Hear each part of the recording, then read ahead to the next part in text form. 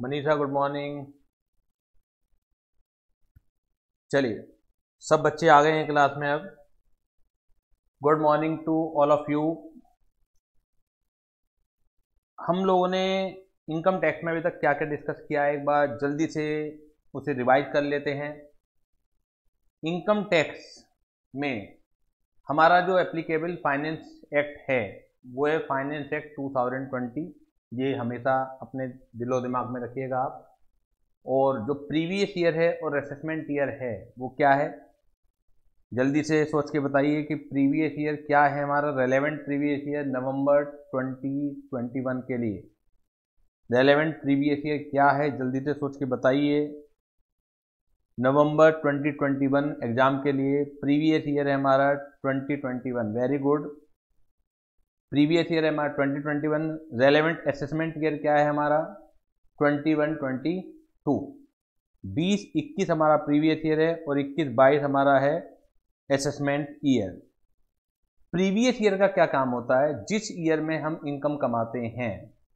Previous year वो year होता है इन विच एसएससी अर्न्स द इनकम, यानी कि जो हम 20-21 में इनकम कमाएंगे। और 20-21 का मतलब अगर मैं बोलूं तो 1 अप्रैल 2020 से लेकर 31 मार्च 2021 तक।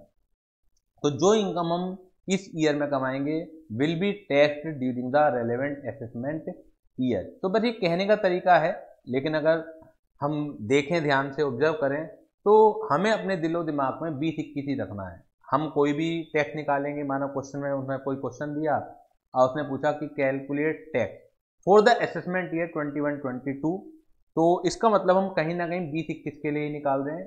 क्वेश्चन को पूछने के दो तरीके हो सकते हैं, computation of income for the assessment year 21-22, या इसको ये भी कहा जा सकता है computation of income for the previous year 2021। यानी कि जो डेट्स यूज होंगी आपके क्वेश्चन में वो 2021 वाली यूज होंगी। आपको स्क्रीन पर नोट्स भी दिख रहे होंगे, इनकी कॉपी भी आपको मिल जाएगी। लेकिन जैसे मैंने आपको बताया, ज़्यादातर चीज़ें मैं लिखवाऊंगा ही आपको, क्योंकि लिखते लिखते ही आपको सब कुछ याद हो जाना है। तो हमने प्रीवियस ईयर की डेफिनेशन पढ़ ली थी, असेसमेंट ईयर हमने पढ़ लिया था। आज एक नई डेफिनेशन की तरफ पढ़ते हैं कि जो टैक्स लगना है, प्रीवियस ईयर हो गया, असेसमेंट ईयर हो गया, वो किसके ऊपर लगना है। वो लगता है पर्सन के ऊपर। तो पर्सन कौन है इनकम टैक्स में, इसे देख लेते हैं। पर्सन की जो डेफिनेशन है वो इनकम टैक्स में क्या है, इसको हम देख लेते हैं। पर्सन कौन है, पर्सन की जो डेफिनेशन है इसे लिखना स्टार्ट कीजिएगा। सेक्शन 2 क्लॉज 31 पर्सन की डेफिनेशन है। और ये जो डेफिनेशन है ये इंक्लूड्स, आज मैं इनका मतलब बताऊंगा। पर्सन इंक्लूड्स, जैसे हमने प्रीवियस ईयर की डेफिनेशन में लिखा और असेसमेंट ईयर की डेफिनेशन में लिखा, वहां लिखा हमने मीन। तो जहां डेफिनेशन में मीन्स है वहां मीन्स ही यूज करके आना है, और जहां इंक्लूड्स है वहां इंक्लूड्स ही इस्तेमाल करके आना है। क्योंकि अगर ये गलती आपने करी, पर्सन में मीन्स लिख दिया या प्रीवियस असेसमेंट में इंक्लूड लिख दिया, तो बहुत बड़ी मिस्टेक है कानूनन ये और कॉन्सेप्चुअली मिस्टेक है। तो बिल्कुल भी नंबर आपको नहीं मिलेंगे, क्योंकि बेसिक कॉन्सेप्ट ही आपने गलत इस्तेमाल किया है। क्या है मतलब अभी बताता हूं मैं, पहले हम डेफिनेशन लिख लेते हैं कि पर्सन कौन कौन है। पर्सन इंक्लूड्स कौन है, एन इंडिविजुअल, यानी कि आप और हम, इंडिविजुअल।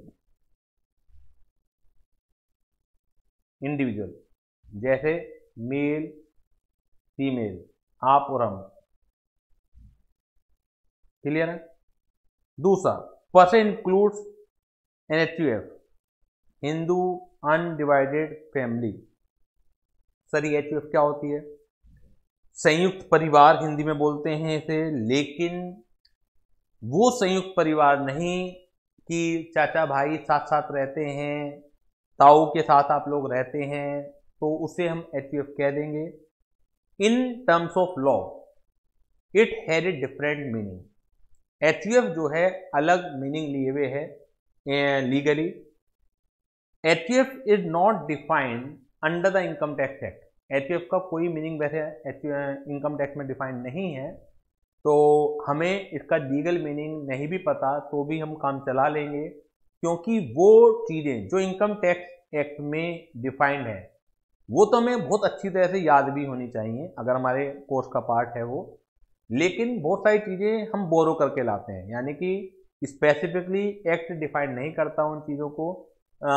जनरल जो HUF है, हिंदू अनडिवाइडेड फैमिली लॉ, अलग भी बना हुआ है, तो वो डिफाइन करता है। तो हमें उनकी अच्छी तरह डेफिनेशन पता हो ये ज़रूरी नहीं है, लेकिन हाँ समझ के लिए ज़रूरी है।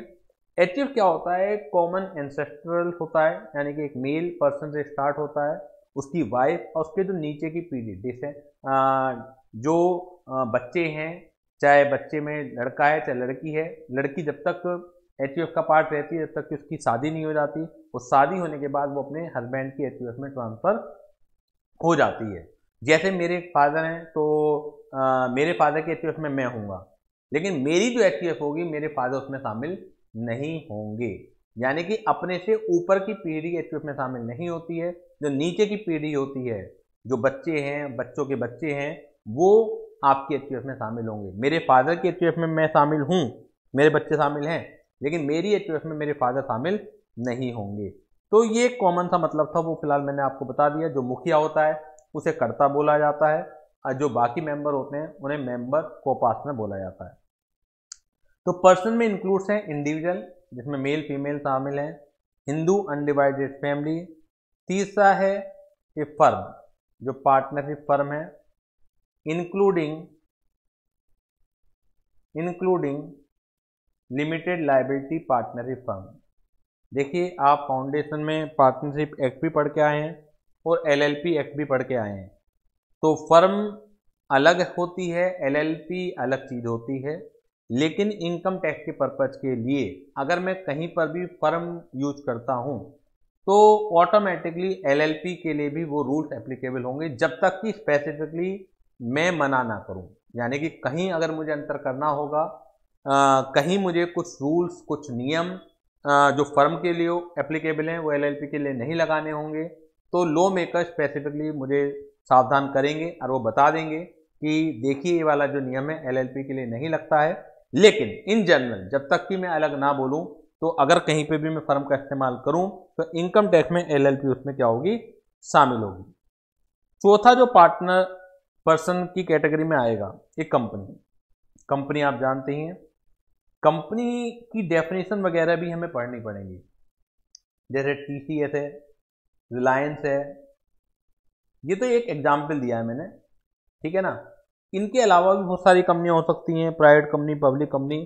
तो इन्हें हमें डिटेल डिस्कशन करना पड़ेगा कि कंपनी का जो मीनिंग है कंपनी एक्ट में थोड़ा सा अलग है और आपका इनकम टैक्स में थोड़ा सा अलग है। तो यहाँ से क्वेश्चन बिल्कुल बनेंगे, इसमें मैं मना नहीं कर रहा हूँ। जो डेफिनेशन आपको किसी एक्ट में गिवन है तो वो डेफिनेशन बहुत अच्छी तरह से करनी पड़ेंगे, हम बाद में पढ़ लेंगे, लेकिन फिलहाल समझने के लिए मैंने आपको बता दिया, एग्जाम्पल से समझा दिया, आप जानते हैं। डेफिनेशन से और लीगल मतलब समझ में आएगा। नेक्स्ट है association of person of body of individual. Body of individual, पहले मैं पूरा नाम लिखूंगा फिर BOI यूज करूंगा। बॉडी ऑफ इंडिविजुअल,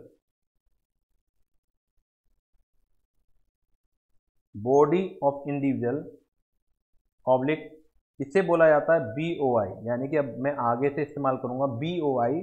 और association of person, association of person, इसे बोला जाएगा AOP, इसे बोला जाएगा AOP। अभी तनु दिखाई नहीं दे रही है मुझे, तनु आपने गुड मॉर्निंग नहीं भेजा अभी तक।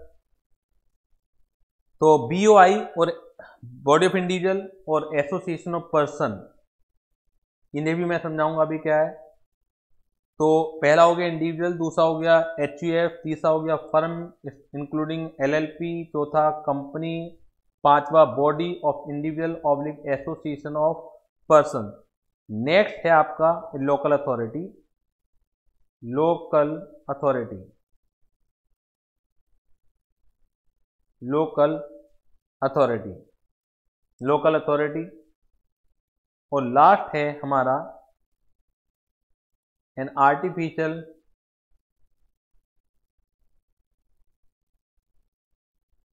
Artificial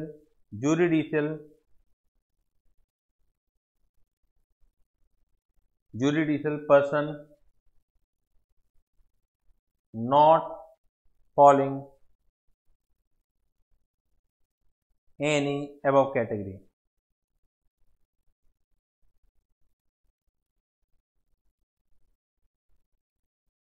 Any above category. देखिए इस 7 क्लॉजेज हैं पर्सन की डेफिनेशन की।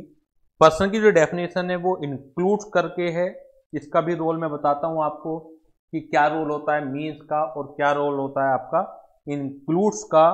तो पर्सन की जो डेफिनेशन है वो इंक्लूड्स करके है। पर्सन इंक्लूड्स एन इंडिविजुअल में आप और हम लोग आते हैं। Person includes an Hindu undivided family HUF। Person includes a firm including LLP। Person includes a company like TCS Reliance. Person includes body of individual association person BOI AOP। Person includes a local authority और person includes an artificial judicial person not falling any above category. First of all हम discuss करते हैं कि means और includes का क्या difference है। कोई बताएगा आप में से मुझे कि मीन्स डेफिनेशन कैसी होती है, इंक्लूड्स डेफिनेशन कैसी होती है। फाउंडेशन में भी आप लोग ने लॉ पढ़ा है तो क्या वहां पर क्लियर है कि डेफिनेशन कितने तरह की होती हैं। डेफिनेशन 3 तरह की होती हैं, या तो मीन्स करके होगी या इंक्लूड्स करके होगी या हाइब्रिड डेफिनेशन होगी। तो हाइब्रिड में मीन्स का भी यूज होता है और इंक्लूड्स का भी यूज होता है। तो जब हाइब्रिड डेफिनेशन आएगी उस समय मैं इसकी जानकारी आपको जरूर दूंगा। लेकिन फिलहाल आप में से किसी को पता है क्या, आप लोग भी बताइए कि आपको पता है क्या कि मीन्स क्या होता है, इंक्लूड्स क्या होता है। मैं जवाब का इंतजार कर रहा हूं, बताइए फटाफट जल्दी से बताइए कि मालूम है या नहीं मालूम है। जवाब आया है मीन्स मतलब उसकी एक्सप्लेनेशन और इंक्लूड्स मीन्स का मतलब है कैटेगरी में आती है।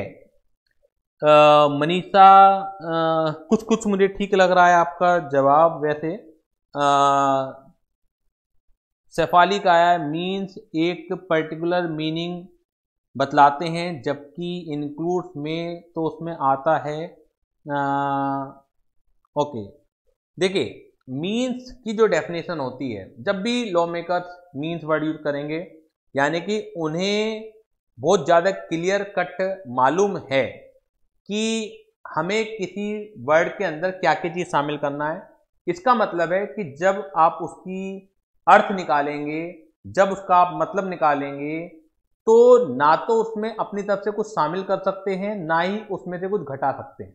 जो बता दिया लिटरली वर्ड टू वर्ड आप उस पर स्टिक यानी कि चिपके रहेंगे। आप ये नहीं कह सकते कि सर हमने किसी दूसरी जगह इस वर्ड का मतलब हमने ये भी पढ़ रखा है, हमने क्या सर कि डिक्शनरी में ये पढ़ रखा है। कुछ मतलब नहीं है, जो मैंने बता दिया आपको वही मतलब उस एक्ट में पढ़ते वक्त लेना है। जैसे प्रीवियस ईयर हमारा क्या होता है, एक फाइनेंशियल ईयर होता है। आप अकाउंट में देखें, अकाउंट में जब खाते बनते हैं, बैलेंस शीट बनाई जाती है, P&L अकाउंट बनाया जाता है, व्यापारी की मर्जी है, वो 31 दिसंबर भी क्लोज करने लगता है, वो 30 सितंबर भी क्लोज करने लगता है, वो 31 मार्च भी क्लोज करने लगता है, वो दिवाली क्लोजिंग भी करने लगता है। आपने देखा होगा जब आप अकाउंट के क्वेश्चन करते हैं तो ऐसा नहीं है कि जो क्वेश्चन आएगा वो एक पर्टिकुलर ईयर पर समाप्त होना है, जैसी भी मर्जी है। लेकिन इनकम टैक्स पढ़ते वक्त आपको प्रीवियस ईयर 1 अप्रैल से 31 मार्च ही लेना है, क्योंकि डेफिनेशन मीन्स है। हम उस डेफिनेशन में केवल एग्जाम्पल नहीं बता रहे हैं। एग्जाम्पल तो क्या होता है कि आपको समझाने के लिए, किसी शब्द का मतलब समझाने के लिए आपको उदाहरण दिए जाते हैं, लेकिन वो सिर्फ उदाहरण मात्र हैं। इसका मतलब है आप इनके अलावा भी चीजें शामिल कर सकते हो। जैसा कि यहाँ पर पर्सन की डेफिनेशन है, पर्सन की जो डेफिनेशन है वो इंक्लूड्स है। इंक्लूड्स जब यूज किया जाता है इसका मतलब है वो सिर्फ और सिर्फ आपको एक कैटेगरी दे रहे हैं, लेकिन इसके अलावा भी लोग पर्सन की डेफिनेशन में आ सकते हैं। जैसा कि पर्सन की डेफिनेशन में इन्होंने अभी मंदिर नहीं दिए, तो क्या मंदिर को पर्सन नहीं माना जाएगा? क्या मंदिरों की इनकम पर टैक्स नहीं लगेगा? चर्च हैं, जो भी धार्मिक संस्थान है, वो नहीं दिया आपको। इसी तरीके से और भी बहुत सारी चीजें हैं जो इन्होंने पर्सन की डेफिनेशन में शामिल नहीं करी हैं, तो क्या वो लोग पर्सन नहीं माने जाएंगे? तो जवाब है कि वो लोग भी पर्सन माने जाएंगे बावजूद इसके कि वो उन कैटेगरी में नहीं है। ऑल्दो वैसे 7th कैटेगरी लिख दी इन्होंने, N artificial judicial person not following any above category, यानी कि कोई भी आर्टिफिशियल क्या होता है? कोई जवाब दे मुझे, मैं इंतजार कर रहा हूं कि आर्टिफिशियल क्या होता है, आर्टिफिशियल का क्या मतलब होता है, कोई जवाब दें। हाँ, आप जवाब दे रहे हैं।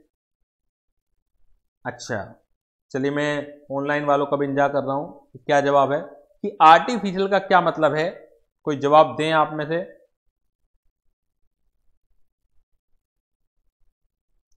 Created by low, very very good, created by low. Actually हम और आप जैसे नेचुरल पर्सन है, नेचुरल पर्सन के अलावा जितने भी लोग हैं वो सब आर्टिफिशियल हैं। जैसे अगर हम बात करें पर्सन की जो डेफिनेशन हम यहाँ पढ़ रहे हैं, तो एचयूएफ भी एक आर्टिफिशियल है, फर्म भी एक आर्टिफिशियल है, कंपनी भी आर्टिफिशियल है, बॉडी ऑफ इंडिविजुअल भी, लोकल अथॉरिटी भी, सब आर्टिफिशियल है इंडिविजुअल के अलावा। तो यहाँ पर 7th कैटेगरी किस चीज को कवर करने के लिए लिखी हुई? N artificial judicial person, judicial यानी कि अपॉन विच यू कैन स्यू, आप जिसके ऊपर मुकदमा कर सकते हैं, अपॉन विच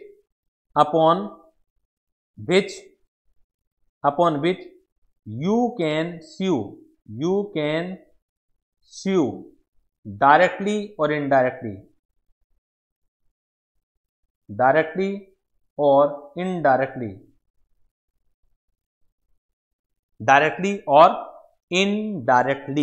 जैसे मंदिर आ जाएंगे, रिलीजियस ट्रस्ट यहां पर आ जाएंगे। तो मंदिरों की इनकम के ऊपर भी टैक्स लगता है, वो आप समझेंगे, टैक्सेबल इनकम होती है उनकी भी, अगर वो कुछ शर्तें पूरी ना करें तो उनके ऊपर डायरेक्टली मुकदमा किया जा सकता है, यानी कि डायरेक्टली मंदिरों के ऊपर, या थ्रू एनी अदर पर्सन, यानी कि पुजारी के थ्रू भी उनके ऊपर मुकदमा किया जा सकता है। तो ऐसे लोग कहलाए जाते हैं जुडिशियल पर्सन। ये क्लियर?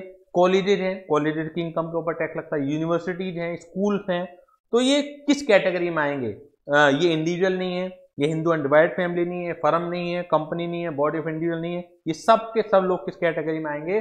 आर्टिफिशियल जुडिशियल पर्सन की कैटेगरी में फॉल करेंगे। Is it clear to all of you? ये 7 कैटेगरी हैं पर्सन की। अब मुझे इसमें समझाना है कि बॉडी ऑफ इंडिविजुअल और ईओपी में कौन लोग आएंगे। कोई बता सकता है क्या कि बॉडी ऑफ इंडिविजुअल और ईओपी में क्या डिफरेंस है? बॉडी ऑफ इंडिविजुअल और एसोसिएशन ऑफ पर्सन में क्या डिफरेंस है? क्या कोई बता सकता है आप में से? बॉडी ऑफ इंडिविजुअल और एसोसिएशन ऑफ पर्सन में क्या डिफरेंस है? कोई बता सकता है आप में से? बॉडी ऑफ इंडिविजुअल और एसोसिएशन ऑफ पर्सन में क्या डिफरेंस है? क्या कोई बता सकता है? जल्दी से जवाब भेजिए। कोई जवाब नहीं आ रहा है, शायद किसी को नहीं मालूम है, मैं बता देता हूं। नाम से ही जैसा लग रहा है, बॉडी ऑफ इंडिविजुअल, यानी कि अगर केवल इंडिविजुअल आपस में मिलते हैं, यानी कि एक समीर है,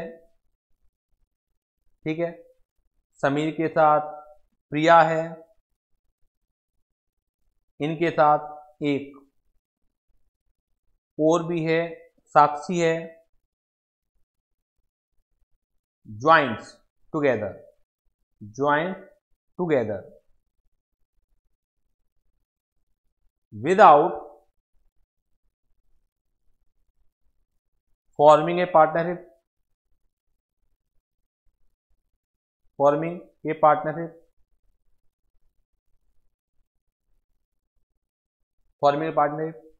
और ए कंपनी, क्योंकि 2 या 2 से अधिक लोग आपस में पार्टनरशिप भी बना सकते हैं, 2 या 2 से अधिक लोग आपस में मिलकर कंपनी भी बना सकते हैं, अगर वो कंपनी एक्ट की रिक्वायरमेंट को सेटिस्फाइड करते हैं, अगर वो पार्टनरशिप एक्ट की रिक्वायरमेंट को सेटिस्फाइड करते हैं तो वो पार्टनरशिप है। लेकिन अगर only individuals join together without forming a partnership, without creating a company, then it is called, then joint venture of these persons is called, then joint venture joint venture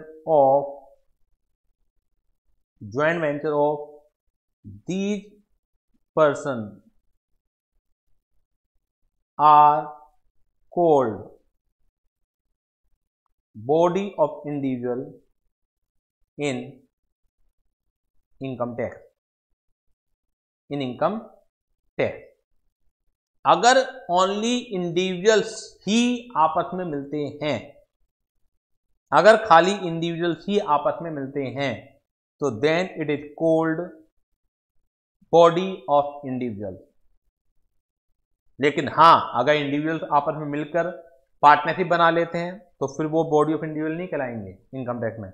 अगर individuals आपस में मिलकर कोई company create कर लेते हैं तो वो फिर यहाँ पर बॉडी ऑफ इंडिविजुअल नहीं कहलाएंगे। अगर वो स्पेसिफिकली कुछ क्रिएट नहीं करते हैं, या ना तो पार्टनर फर्म क्रिएट करते हैं और ना ही कंपनी क्रिएट करते हैं, तो देन जो ग्रुप है इंडिविजुअल का वो कहलाया जाएगा बॉडी ऑफ इंडिविजुअल। अब बात आती है हमारी एसोसिएशन पर्सन की। हम इसमें इन्हीं नामों को यूज करते हैं। समीर है, एक प्रिया है, एक साक्षी है, एंड टीसीएस। कोई एक कंपनी और है, कंपनी ले लीजिए, किसी लोकल अथॉरिटी को ले लीजिए, किसी पार्टनरशिप फर्म को ले लीजिए, किसी एलएलपी को ले लीजिएगा, यानी कि इंडिविजुअल के अलावा एक जना और ले लीजिए आप। अगर ये हैं joint together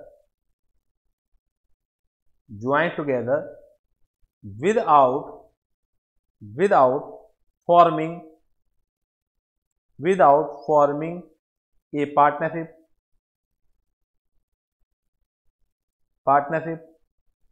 or a company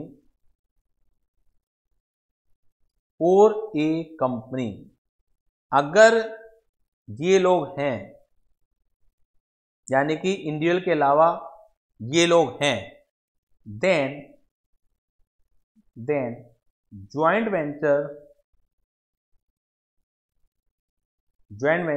of these person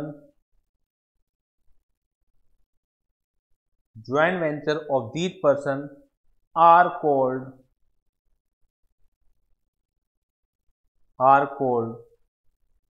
association of person in income tax। ये कहलाए जाएंगे एसोसिएशन ऑफ पर्सन, क्योंकि because person joint together. Person एक बड़ी टर्मिनोलॉजी है, पर्सन के अंदर इंडिविजुअल शामिल हैं और इंडिविजुअल के अलावा बाकी कैटेगरी भी जो हैं वो शामिल हैं पर्सन की डेफिनेशन में। लेकिन सारे के सारे पर्सन इंडिविजुअल हो ऐसा जरूरी नहीं है। तो बॉडी ऑफ इंडिविजुअल यानी कि खाली इंडिविजुअल्स अगर मिलकर कोई काम करते हैं बिना फॉर्मेशन ऑफ पार्टनरशिप, बिना फॉर्मेशन ऑफ कंपनी, तो इंडिविजुअल के ग्रुप को कहा जाएगा बॉडी ऑफ इंडिविजुअल। नाम से ही क्लियर है। और अगर इंडिविजुअल के अलावा कोई और शख्स भी है, चाहे वो लोकल अथॉरिटी हो सकती है, चाहे वो आपका आर्टिफिशियल जुडिशियल पर्सन हो सकता है, चाहे वो आपकी कंपनी हो सकती है, चाहे वो लिमिटेड लायबिलिटी पार्टनरशिप हो सकती है, कुछ भी हो, इंडिविजुअल के अलावा एक जना और है, अगर वो चाहें तो पार्टनरशिप भी क्रिएट कर सकते हैं या वो चाहें तो कंपनी भी क्रिएट कर सकते हैं। लेकिन वो भी क्रिएट नहीं कर रखा उन्होंने, केवल ग्रुप बना रखा है ज्वाइंट वेंचर के रूप में। तो वो ग्रुप जो है, जो पर्सन्स का ग्रुप है, वो कहलाया जाएगा अंडर इनकम टैक्स, वो कहलाया जाएगा एसोसिएशन ऑफ पर्सन। तो is it clear to all of you? जवाब भेजिए अपने कि क्या ये क्लियर है difference between association of person और बॉडी ऑफ इंडिविजुअल? क्या ये डिफरेंस आपको क्लियर है या नहीं है? क्लियर हो गया आपको? सभी लोग फटाफट जवाब भेजिए अपने, क्लियर हो गया या नहीं हुआ? Yes sir. चलिए मैं आगे बढ़ूं।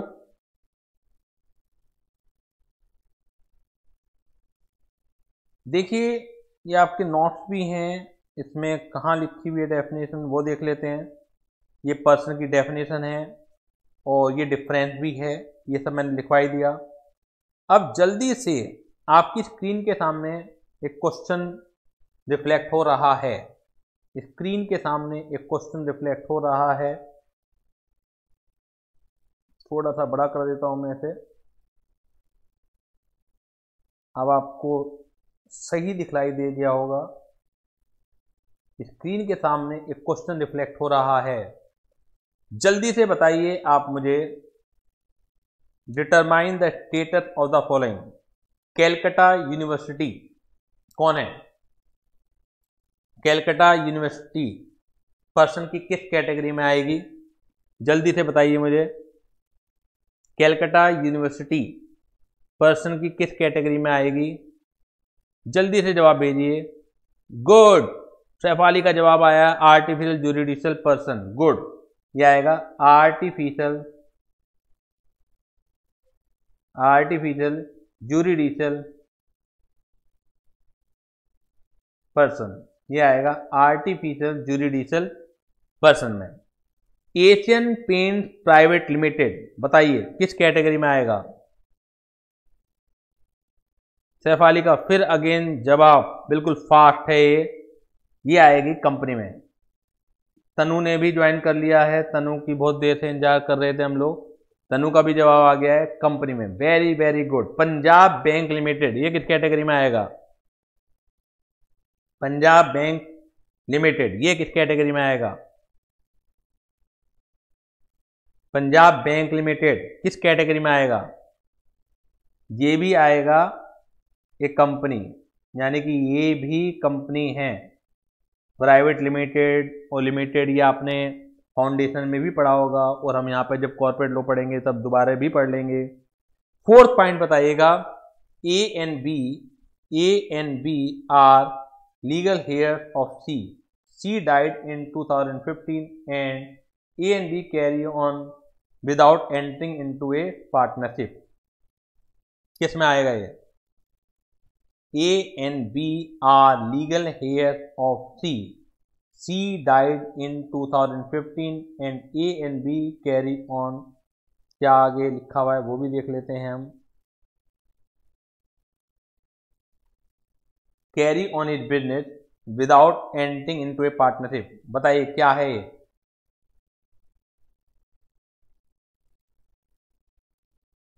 बॉडी ऑफ इंडिविजुअल है, क्या है?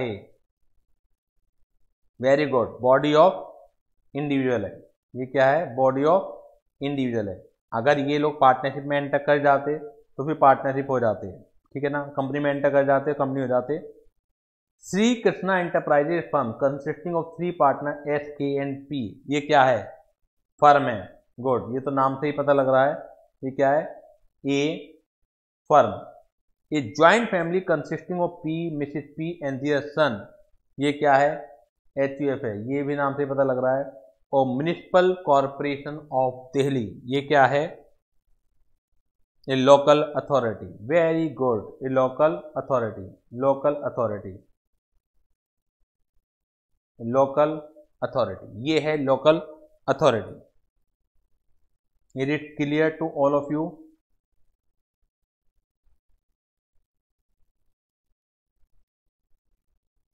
सैफाली का क्वेश्चन है कि सर फोर्थ में HUF क्यों नहीं है?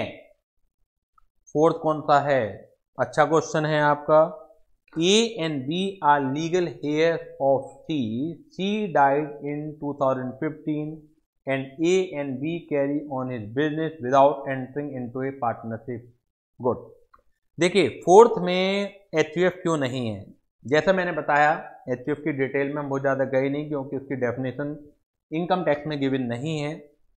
HUF जो होता है कॉमन एंसेस्टर, यानी कि एक कॉमन मेल पर्सन होगा, उसके नीचे की पीढ़ी वो HUF में आती है। जैसे मैंने आपको एग्जाम्पल दिया था, मेरे पापा की HUF में हम लोग आएंगे, ठीक है ना, लेकिन मेरी HUF में मेरा भाई नहीं आ सकता है। अब जैसे पापा की अगर डेथ हो जाती है किसी के, तो उनकी HUF ऑटोमेटिकली फिनिश हो जाती है, और बाकी जो बच्चे हैं वो अपनी HUF बना सकते हैं। तो यहाँ पे क्या हो रहा है कि C एक मुखिया रहे होंगे उनके, और A एंड B उनके लीगल हेयर्स हैं। क्लियर है? तो A एंड B की अपनी भी HUF होगी, तो ए की एचयूएफ में बी और बी की एचयूएफ में ए नहीं आ सकता। हाँ, ए की जो अपनी एचयूएफ है उससे नीचे की पीढ़ी, उनकी वाइफ जरूर आएंगी, ए की वाइफ उनकी एचयूएफ में आएंगी, बी की वाइफ उनकी खुद की एचयूएफ में आएंगी, लेकिन जो दो भाई हैं आपस में वो एचयूएफ क्रिएट नहीं कर सकते। एचयूएफ क्रिएट करने के लिए होता उनके नीचे की पीढ़ी। तो बताइए शेफाली, समझ में आ गया है आपको या नहीं आया? शेफाली का क्वेश्चन था, यस समझ में आ गया। तो चलिए, ये हमारी बात हुई, हमने पर्सन की जो डेफिनेशन है वो अच्छी तरह से स्टडी कर ली है। अब हम बढ़ते हैं आगे की तरफ और आज हम बात करते हैं टैक्स रेट की। हम बात करते हैं टैक्स रेट की। देखिए, रेट जो है टैक्स रेट, वो दो तरीके के रेट होते हैं। Type of tax rate, type of tax rate, ये दो तरीके के होते हैं। एक तो होगा स्लैब रेट, स्लैब रेट, और एक होगा फ्लैट रेट। एक होगा स्लैब रेट और एक होगा फ्लैट रेट। एक होगा स्लैब रेट और एक होगा फ्लैट रेट। स्लैब रेट से आप क्या मतलब समझते हैं? जैसे जैसे आपकी इनकम इंक्रीज होगी तो उनके स्लैब बना दी जाएंगे कि अप टू 2,50,000 तक कोई टैक्स रेट नहीं है, फ्रॉम 2,50,001 से लेकर 5 लाख तक 5% का टैक्स रेट है, फ्रॉम 5 लाख 1 से लेकर 10 लाख तक का 20% टैक्स रेट है। इस तरीके से जैसे जैसे आपकी इनकम बढ़ेगी तो आपके टैक्स रेट बढ़ते चले जाएंगे। और फ्लैट रेट का मतलब क्या है कि irrespective of your total income जो रेट रहेगा वो सेम रहेगा। चाहे आपकी इनकम 50,000 है तो भी रेट उस पर वही लगना है, चाहे आपकी इनकम 5 करोड़ रुपए है तो भी आपके ऊपर वही रेट लगना है। यानी कि जो इनकम है वो कुछ इनकम तो स्लैब रेट से टैक्सेबल होती हैं, कुछ इनकम फ्लैट रेट से टैक्सेबल होती हैं। ठीक है ना? आपके समझने के लिए मैं बता रहा हूं, ज्यादातर सारी इनकम स्लैब रेट से टैक्सेबल होती हैं। all types of income, all type of income are taxable. All types of income are taxable slab rate से except few, यानी कि except कुछ इनकम, वो स्पेसिफिक इनकम हम देख लेंगे, अदरवाइज सारी इनकम पर क्या लगना है? स्लैब रेट ही लगना है।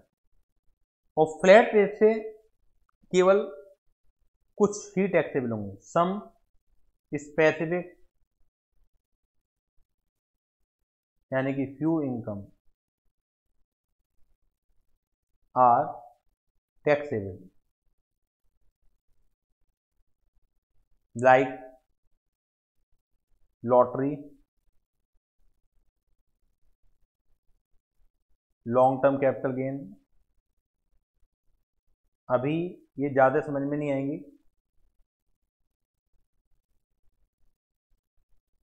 जब ये यूज होंगे हमारे long term capital gain lottery तो समझ में आएगा एक्सेट्रा। बस फिलहाल तो आपको समझना है कि दो तरह के रेट होते हैं हमारे, स्लैब रेट है और फ्लैट रेट है। सारी की सारी इनकम जनरली स्लैब रेट से टैक्सेबल होती हैं एक्सेप्ट फ्यू, कुछ इनकम को छोड़कर, और कुछ विशेष इनकम ही हैं जो फ्लैट रेट से टैक्सेबल होंगी। तो फ्लैट रेट से कौन सी टैक्सेबल होंगी उनकी बात हम बाद में करेंगे। हम फिलहाल स्लैब रेट की बात करते हैं। देखिए, जैसे भी हमने पर्सन की डेफिनेशन पढ़ी, आप इस तरह समझिए, लिंक कीजिए कि हम फाउंडेशन में गुड्स की डेफिनेशन पढ़ते हैं। आम आदमी के लिए गुड्स गुड्स है। आपने कभी सोचा है कि अपने पापा के साथ आप कोई फ्रिज लेने के लिए जा रहे हैं और सिचुएशन को देखते हुए आप कहें कि पापा ये तो स्पेसिफिक गुड्स है, नहीं नहीं पापा ये फ्यूचर गुड्स है, नहीं नहीं पापा ये कंटिजेंट गुड्स है। तो अगर आप इस तरह की बातें करेंगे किसी रिलेटिव के साथ जाते हुए जो कि कॉमर्स का छात्र, सीए का छात्र नहीं है, जिसने से तो गुड टेक नहीं पढ़ा होगा, तो वो समझेगा यार पढ़ते पढ़ते तुम पागल हो गए हो। क्योंकि एक आम आदमी के लिए गुड्स गुड्स है, वो उसमें कोई अंतर नहीं करता है। लेकिन लॉ मेकर्स जो हैं, किसी भी लॉ को बनाते वक्त कुछ टेक्निकल बातें उसमें रखते हैं। क्यों रखते हैं, क्यों वो अंतर करते हैं जरा जासी बातों में? वो अंतर इसलिए करते हैं क्योंकि उन्हें नियम अलग बनाने होंगे।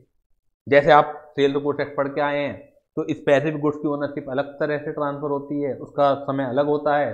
और अगर फ्यूचर गुड्स है उसकी ओनरशिप अलग समय पर ट्रांसफर होती है, कंटीनेंट गुड्स की अलग समय पर ट्रांसफर होती है। तो उन्होंने पहले ही बता दिया, देखिए कि for the purpose of sale to goods act कि इतने तरीके के गुड्स होते हैं। तो इसी तरीके से जो हमने पर्सन की डेफिनेशन लिखी कि पर्सन में इंडिविजुअल भी शामिल है, पर्सन में एचयूएफ भी शामिल है, पर्सन में कंपनी भी शामिल है, पर्सन में एसोसिएशन पर्सन भी शामिल है और बहुत से लोग शामिल हैं। तो क्यों हम बता रहे हैं कि क्यों? क्योंकि इंडिविजुअल के लिए कुछ रूल अलग बनाने होंगे हमें, हो सकता है अलग अलग पर्पज के लिए। एचयूएफ के लिए रूल गवर्नमेंट को अलग बनाने होंगे, कंपनी के लिए रूल अलग बनाने होंगे। तो मैं बात कर रहा हूं स्लैब रेट की फिलहाल, और मैं बात कर रहा हूं ओनली इंडिविजुअल की। जब मैं आगे अब लिखवाने वाला हूं तो केवल इंडिविजुअल की बात मैं करूंगा आपसे और स्लैब रेट की बात करूंगा। जो फ्लैट रेट हैं उनकी बात हम बाद में करेंगे, वन बाय वन कर करके हम आगे बढ़ेंगे। तो ये बात समझ में आ गई आपको कि मैं किसकी बात करने जा रहा हूं? ओनली फॉर इंडिविजुअल हम बात कर रहे हैं, ओनली फॉर इंडिविजुअल। क्लियर है? तो स्लैब रेट, ठीक है ना, slab rate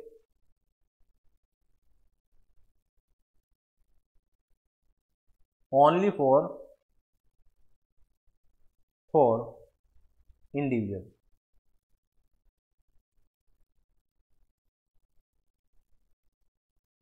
slab rate only for individual. Clear होगी बात ये? अब slab rate only for individual, इसके लिए भी इंडिविजुअल को 3 हिस्सों में बांटा गया है। इसके लिए भी इंडिविजुअल को 3 हिस्सों में बांटा गया है। जैसे सेल्स ऑफ गुड्स एक्ट में गुड्स को बांटा गया जाता है, एक एग्जिस्टिंग गुड्स है, एक फ्यूचर गुड्स है और एक कंटीनेंट गुड्स है। फिर जो एग्जिस्टिंग गुड्स है उसमें भी 3 पार्ट किए जाते हैं, स्पेसिफिक गुड्स, सर्टेन गुड्स और अनसर्टेन गुड्स। केवल मैं लिंक करा रहा हूं आपको। तो ऐसे ही स्लैब रेट इंडिविजुअल के लिए अलग है, स्लैब रेट कंपनी के लिए अलग होंगे, वो भी देखना पड़ेगा उसके लिए स्लैब रेट लगता है भी या नहीं लगता। क्योंकि कंपनी के लिए जब हम पढ़ेंगे तो स्लैब रेट नहीं लगता है। कंपनी का असेसमेंट वैसे हमारे सिलेबस में है भी नहीं। हमारे सिलेबस में जो असेसमेंट है यानी टैक्स रेट अगर पूछे जाएंगे तो वो सिर्फ पूछे जाएंगे इंडिविजुअल और हिंदू अनडिवाइडेड फैमिली के। और इसी के थोड़ा मुश्किल है, कंपनी के लिए तो फ्लैट रेट है, फर्म के लिए भी फ्लैट रेट है, वो आप देख लोगे। तो हम बात कर रहे हैं slab rate only for individual. इस पर्पज के लिए individual is divided into 3 category. पहली जो कैटेगरी है वो है very senior citizen. Very senior citizen इस पर्पज के लिए। एक दूसरी कैटेगरी है खाली सीनियर सिटीजन। सीनियर सिटीजन एक दूसरी कैटेगरी है, खाली सीनियर सिटीजन। और तीसरी कैटेगरी में जो आते हैं अदर इंडिविजुअल, वो साथ के साथ एंड एचयूएफ। यानी कि मैं वैसे ऊपर लिखा है कि ओनली फॉर इंडिविजुअल, वैसे लिखा हुआ है क्योंकि इंडिविजुअल को 3 पार्टों में डिवाइड किया जाता है। लेकिन जो सी कैटेगरी वाले रेट हैं वो अदर इंडिविजुअल के ऊपर भी लगेंगे और हिंदू अनडिवाइडेड फैमिली के ऊपर भी लगेंगे। तो इसलिए मैंने यहां पर लिखवा दिया कि एचयूएफ के ऊपर भी है। अब बात आती है कि वेरी सीनियर सिटीजन कौन है। वेरी सीनियर सिटीजन कौन है? वेरी सीनियर सिटीजन है ये रेजिडेंट ये रेजिडेंट। सर ये रेजिडेंट क्या होता है, ये हम सीखेंगे नेक्स्ट चैप्टर में। रेजिडेंशियल स्टेटस चैप्टर का नाम होगा, तो रेजिडेंट कौन होता है, नॉन रेजिडेंट कौन होता है, उसे हम सीख लेंगे। तो a resident who is the age of who is the age of who is the age of 80 years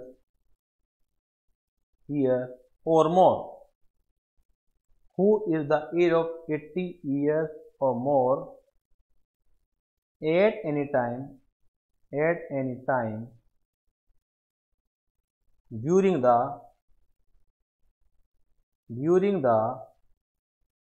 previous year,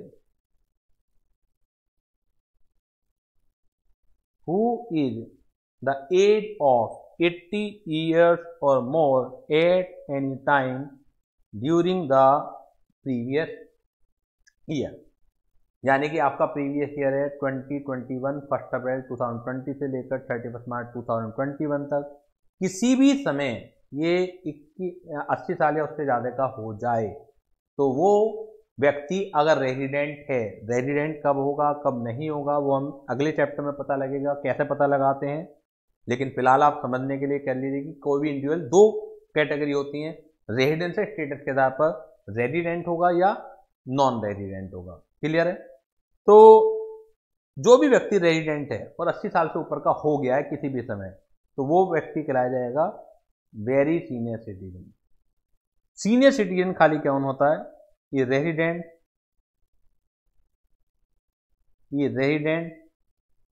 who is यानी कि ये भी रेजिडेंट होना जरूरी है, who is the age of 60 years or more but less than 80 years। ये resident who is the age of 60 years or more but less than 80 years at any time during the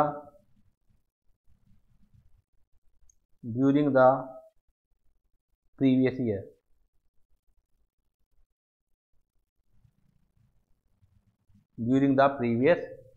year।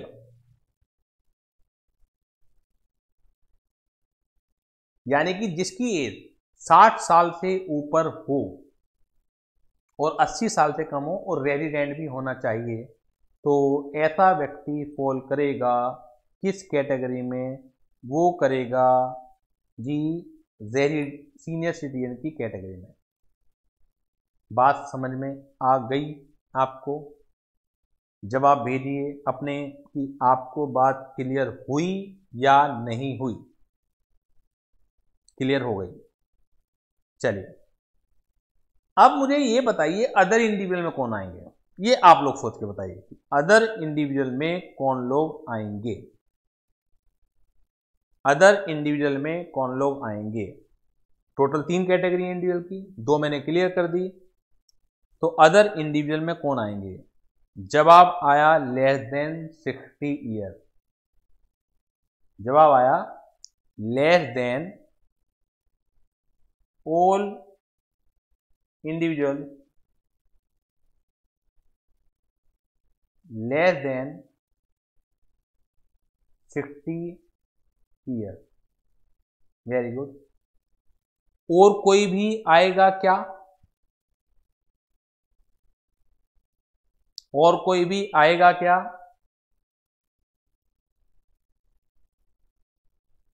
जवाब भेजिए। मनीषा बोल रही हैं and I guess more than 80 years।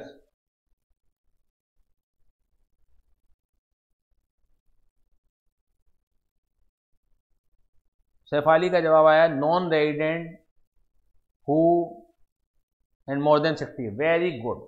हम लोग ये भूल जाते हैं, हम लेस देन 60 ईयर तो बोल देते हैं, लेकिन अगर कोई व्यक्ति 60 साल से ऊपर का भी है, 60 या उससे ज़्यादा का भी है, लेकिन अगर वो नॉन रेजिडेंट है तो भी उसके ऊपर जो अदर इंडिविजुअल वाले रूल्स हैं वही लगेंगे। इस चीज को अच्छी तरह समझना होता है हमें। ऑल नॉन रेजिडेंट एनआर लिख रहा हूं, all NR individual who is the age of 60 years or more। ध्यान दीजिएगा, who is the age of 60 years or more। जो 60 साल से कम के हैं वो तो रेजिडेंट भी और नॉन रेजिडेंट भी इसी कैटेगरी में आएंगे, लेकिन जो इंडिविजुअल 60 साल या उससे ऊपर के हैं वो सिर्फ और सिर्फ नॉन रेजिडेंट ही इस कैटेगरी के अंदर फॉल करेंगे। वो सिर्फ ये जो नॉन रेजिडेंट हैं वो कैटेगरी में फॉल करेंगे। मनीषा का क्वेश्चन था, उससे भी हम देख लेते हैं कि वो गैस कर रही हैं 18 ईयर्स और मोर। ऐसा क्यों लग रहा है, ऐसा क्यों लग रहा है? क्या किसी और को भी लगता है कि 18 ईयर्स और मोर वाले ही आएंगे इसमें? क्या किसी और को भी लग रहा है कि 18 ईयर्स और मोर वाले ही आएंगे इसमें? जवाब नहीं दे पा रहे हैं आप लोग। मैं बता दूं, इसमें अगर कोई 5 साल का बच्चा भी है उसके ऊपर भी अदर इंडिविजुअल और एचयूएफ वाले ही रूल लगेंगे। अब आपके माइंड में जो आ रहा होगा क्वेश्चन, परेशानी जो है वो ये आ रही होगी कि सर माइनर की लायबिलिटी तो कुछ होती ही नहीं है, तो फिर उसके ऊपर किस वजह से टैक्स लगेगा? देखिए, हमें जो पढ़ते हैं हम लोग फाउंडेशन में, माइनर की लायबिलिटी नहीं होती है, वो हम पूरी डेप्थ में जाके उसे नहीं पढ़ पा रहे हैं। एक्चुअली जिन जिन जगह पर कॉन्ट्रैक्ट एक्ट की जरूरत पड़ती है तो वहां माइनर की लायबिलिटी नहीं हो सकती है। कॉन्ट्रैक्ट एक्ट की जरूरत पड़ती है कि एक व्यक्ति कुछ ऑफर कर रहा है, दूसरा व्यक्ति कोई एक्सेप्टेंस करेगा, लेकिन क्या इनकम टैक्स लगाते वक्त कोई कॉन्ट्रैक्ट की जरूरत है? क्या गवर्नमेंट आपसे ये प्रस्ताव रखेगी कि देखिए हम आपकी इनकम पर टैक्स लगाना चाहते हैं, बताइए जिन्हें जिन्हें स्वीकार है? इनकम टैक्स एक्ट एक रेवेन्यू एक्ट है, गवर्नमेंट का एक तरफा एक्ट है, उसके लिए किसी भी तरह के कॉन्ट्रैक्ट की जरूरत नहीं पड़ती है। और क्योंकि यहां पर कॉन्ट्रैक्ट एक्ट की जरूरत नहीं पड़ती है तो minor is equally liable to pay tax if he has some income. अगर वो कुछ इनकम जनरेट कर रहा है तो जैसे बाकी लोग टैक्स के लिए लायबल होते हैं वैसे ही माइनर की इनकम पर भी टैक्स लगता है। कोई डिफरेंस नहीं कर रखा हमने माइनर की इनकम को और मेजर की इनकम को। Minor is equally liable for paying tax. क्यों? क्योंकि यहां पर कॉन्ट्रैक्ट एक्ट नहीं लगता है। तो बता दीजिए मुझे, कुछ समझ में आया या नहीं आया? जो डाउट था कि माइनर के ऊपर टैक्स लगेगा या नहीं लगेगा, वो आपको क्लियर हुआ है या नहीं हुआ है, ये मुझे बता दीजिए, ये मुझे बता दीजिए। जल्दी से अपने जवाब भेजिए कि आपको ये बात समझ में आई या नहीं आई।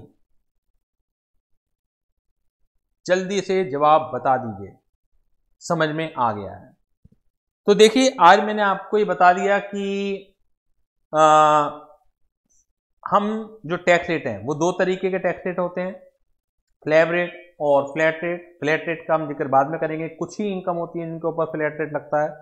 स्लैब रेट इंडिविजुअल और एचयूएफ की हम बात कर रहे हैं और यही पेपर में आने भी हैं। तो इंडिविजुअल को for the purpose of slab rate 3 part में डिवाइड कर दिया गया है। एक पार्ट है वेरी सीनियर सिटीजन, दूसरा पार्ट है सीनियर सिटीजन और तीसरा पार्ट है आपका other individual and Hindu undivided family. जो वेरी सीनियर सिटीजन है वो कौन है? ए रेजिडेंट व्यक्ति होना चाहिए who is the age of 80 years और more at any time during the previous year. और रेजिडेंट व्यक्ति कौन है? सीनियर सिटीजन ए रेजिडेंट जो है जो 60 साल या उससे ऊपर का होगा बट लेस देन 80 ईयर्स का होगा eight any time during the previous year. और अदर इंडिविजुअल में कौन लोग आ जाते हैं? अदर इंडिविजुअल में आ जाते हैं सारे के सारे इंडिविजुअल लेस देन 60 है, चाहे वो रेजिडेंट है चाहे वो एनआर है, और 60 साल से ऊपर के व्यक्ति भी जो एनआर होंगे वो सारे सारे अदर इंडिविजुअल की कैटेगरी में आ जाएंगे। तो आज हम लेक्चर अपना यहीं तक रखते हैं, और जो इनके टैक्स रेट हैं वो कल की क्लास में डिस्कस करेंगे। एक चीज़ आपसे जरूर डिस्कस करना चाह रहा हूं मैं कि जैसे मैंने कहा था कि मंडे और ट्यूसडे में छुट्टी रहेगी, तो ट्यूसडे तो रहेगी। कल हम क्लास ले सकते हैं लेकिन मॉर्निंग में ले सकते हैं, क्योंकि उसके बाद मुझे थोड़ा सा निकलना है। तो जैसे आज की क्लास 9:30 हमारी लो की थी, तो कल मैं एक ही क्लास ले पाऊंगा। अगर आप सब लोग तैयार हैं 8:30 to 9:30 में क्लास ले सकता हूं। इनकम टैक्स की हम लोग क्लास रख लेते हैं जिसमें हम टैक्स रेट वगैरह डिस्कस कर लेंगे। तो सभी लोग अगर राजी हों 8:30 के लिए, मॉर्निंग 8:30 के लिए, तो मैं बैच प्लान कर लेता हूं। तो सभी लोग तैयार हैं तो 8:30 पर, क्योंकि आपको घर बैठे बैठे ही क्लास मिल रही हैं तो कोई प्रॉब्लम होनी नहीं चाहिए। तो सभी लोग तैयार हैं, तो कल हम क्लास रखते हैं अपनी 8:30 पर, ठीक है ना। तब तक के लिए बाय बाय।